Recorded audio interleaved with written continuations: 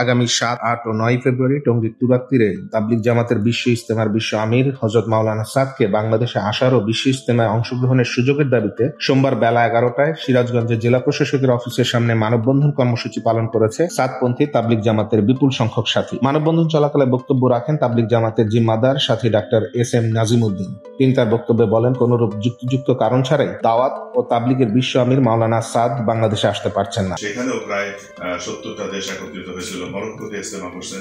সারা বিশ্বের কোনো জায়গায় হযরত মাওলানা সাদ সাহেবের যাইতে কোনো বাধা নাই।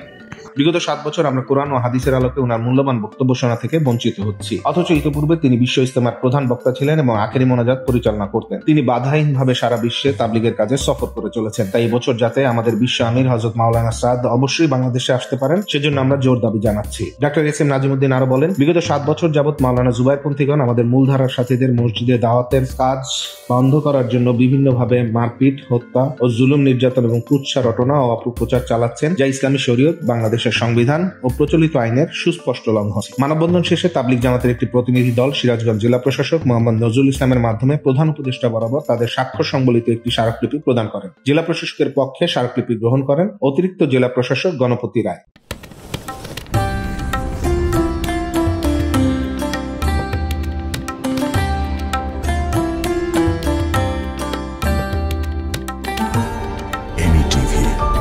স্বাধীন বাংলার স্বাধীন কণ্ঠ।